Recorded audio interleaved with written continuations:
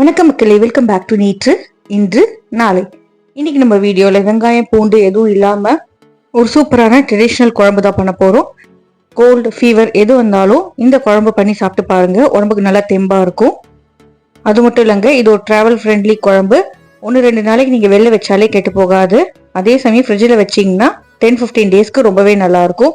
நல்லா சூடான சாதத்துல கொஞ்சமா நெய் இல்லைன்னா நல்லெண்ணெய் சேர்த்துட்டு இந்த குழம்பை சேர்த்து பிசைஞ்சு சாப்பிடுங்க, அவ்வளோ சூப்பரா இருக்கும். தொட்டுக்கிறதுக்கு சுட்ட அப்பளம் இருந்தால் கூட போதும். ஒரு காயோட சாப்பிட்டீங்கன்னா நல்லா ஃபில்லிங்காக இருக்கும். இப்போ இந்த காஞ்ச மாங்காய் மிளகு குழம்பு எப்படி பண்ணலாங்கிறது பார்த்துடலாமா? காஞ்ச மாங்காயை உலர்ந்த மாங்காய்னு சொல்லலாம், இல்லைன்னா நாங்கள் கசூர் மாங்காய்னு சொல்லுவோம். சீசன் டைமில் மாங்காவை சாப் பண்ணி வெந்தயப்பொடி உப்பில் நல்லா பெசரி வெயில காய வச்சு எடுத்து வச்சுக்கிட்டிங்கன்னா உங்களுக்கு வருஷ கணக்கில் நல்லாயிருக்கும். எப்போ தேவையோ அப்பப்போ வெந்நீரில் போட்டு நீங்கள் யூஸ் பண்ணிக்கலாம். இப்போ நான் ஒரு 5 பீஸ் எடுத்து கொதிக்கிற தண்ணியில போட்டு அப்படியே ஆஃப் பண்ணி ஒரு அரை மணி நேரம் விட்டுறேங்க, நல்லா சாஃப்ட் ஆயிடும். இது ஆறதுக்குள்ளேயும் நம்ம பொடி ரெடி பண்ணிக்கலாம். பொடி பண்றதுக்கு சில பல இன்கிரீடியன்ஸை ட்ரை ரோஸ்ட் பண்ணிக்கணும். முதல்ல கடாயில 1 டேபிள் ஸ்பூன் மிளகு, 1/2 டேபிள் ஸ்பூன் அளவுக்கு பச்சரிசி, 1 டேபிள் ஸ்பூன் அளவுக்கு தோரம் பருப்பு, 1/2 டேபிள் ஸ்பூன் அளவுக்கு உளுத்தம் பருப்பு, 1/2 டேபிள் ஸ்பூன் மல்லி விதைகள், 1/2 டீஸ்பூன் அளவுக்கு ஜீரகம் சேர்த்துக்கலாம். வாசனைக்கு ஒரு சிட்டிகை அளவுக்கு வெந்தயமும் சேர்த்துக்கிறேன். காரத்துக்கு மிளகு பிளஸ் ஒரு காஞ்ச மிளகாய் சேர்த்துக்கலாம். இந்த குழம்புல காரம் பார்த்தீங்கன்னா மெயினாக உங்களுக்கு மிளகுலேருந்து வரணும். உப்பு எதுவும் தனியாக போட வேண்டாம், நம்ம மாங்காயிலேயே உப்பு இருக்கும்.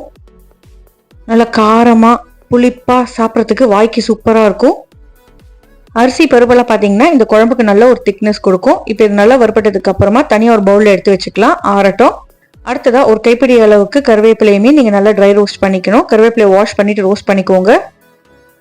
ரோஸ்ட் ஆனதுக்கு அப்புறமா இதையுமே நம்ம ஆற விட்டுடலாம். ஆறுனதுக்கு அப்புறமா வறுத்த அந்த பருப்பு அரிசி மிளகு எல்லாத்தையும் மிக்சி ஜாருக்கு மாத்திட்டு கூடவே நம்ம இந்த கருவேப்பிலையுமே சேர்த்துட்டு அரைச்சிக்கணும்.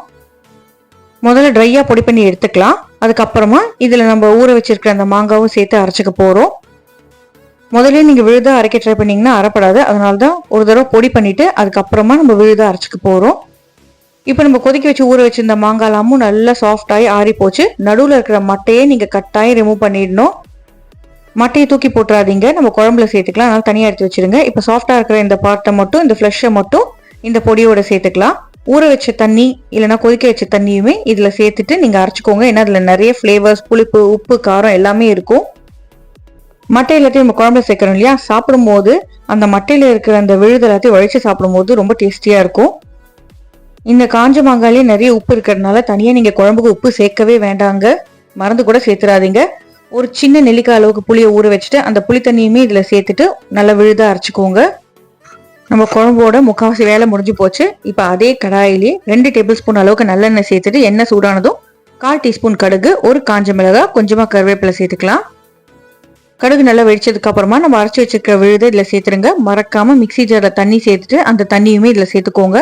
நம்ம பருப்பு அரிசி எல்லாம் சேர்த்துருக்கிறதுனால இது கொதிக்க கொதிக்க உங்களுக்கு கடாயில ஒட்டிட்டே வரும், திக்காயிட்டே வரும். அதனால இது நம்ம எவ்வளோ டைலூட் பண்ண முடியுமோ அவ்வளோ டைலூட் பண்ணிக்கலாம். எடுத்து வச்சிருந்த மாங்காய் மட்டையுமே நான் இதில் சேர்த்துக்கிறேன். வாய்வுத்தன்மை இல்லாமல் இருக்கிறதுக்கும் வாசனைக்கு கொஞ்சமாக பெருங்காயம் இதில் சேர்த்துக்கலாம். வெங்காயம் சேர்த்துருக்கிற டிஷ்லலாம் நீங்கள் பெருங்காயம் சேர்த்தா வாசனை உங்களுக்கு ரொம்ப வெளியில் வராது. இந்த மாதிரி வெங்காயம் பூண்டுல இல்லாத டிஷ்ல நீங்கள் பெருங்காயம் சேர்த்திங்கன்னா நல்லா வாசனை வரும். இப்போ கொஞ்சமாக தண்ணி சேர்த்துட்டு குழம்பை டைல்யூட் பண்ணி கொதிக்க விட போகிறோம். அப்போ தான் பச்சை வாசனை எல்லாம் போகும். கொதிக்க கொதிக்க உங்களுக்கு இந்த குழம்பு மறுபடியும் திக்காயிடும், ஸோ கவலைப்படாதீங்க. நல்ல மிளகு வாசனையாக இருக்கும். நல்லா திக்காகி எண்ணெய் பிரிஞ்சு வர வரைக்கும் கொதிக்க விட்டிங்கன்னா கொஞ்ச நாளைக்கு உங்களுக்கு கெட்டு போகாமல் இருக்கும். நல்லா திக்கானதுக்கு அப்புறமா கடைசியாக 1 டேபிள் ஸ்பூன் அளவுக்கு வெல்லம் சேர்த்துக்கலாம். வெல்லம் பார்த்தீங்கன்னா உப்பு காரத்தை எல்லாம் பேலன்ஸ் பண்ணுறதுக்கு தான். புளிப்பு உப்பு காரம் எல்லாம் இருக்கிற டிஷ்ல நீங்கள் வெல்லம் சேர்த்திங்கன்னா டேஸ்ட்டுமே ரொம்ப நல்லா இருக்கும். முதல்ல சாப்பிடும்போது உங்களுக்கு காரமாக இருக்க மாதிரி தான் இருக்கும், ஆனால் கொஞ்ச நாள் வச்சு சாப்பிடும்போது காரத்தன்மை எல்லாமே கம்மியாயிடும்.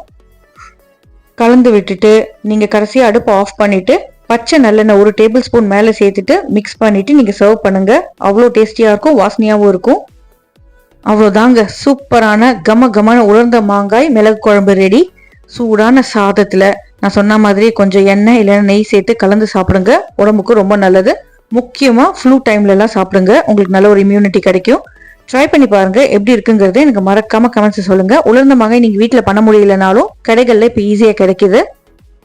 மாங்காய் இல்லாத டைம்லலாம் உங்களுக்கு இது நல்லா கை கொடுக்கும். இந்த ரெசிபி உங்களுக்கு பிடிச்சிருக்குன்னு நினைக்கிறேன். இந்த வீடியோ உங்களுக்கு பிடிச்சிருந்தா நம்ம சேனலுக்கு நீங்க ஃபர்ஸ்ட் டைமா வரீங்கன்னா லைக் பண்ணுங்க, ஷேர் பண்ணுங்க, மறக்காம சப்ஸ்கிரைப் பண்ணுங்க. இன்னும் நல்ல வீடியோவோட நாளைக்கு சந்திக்கிறேன். Take care, bye, thanks for வாட்சிங்.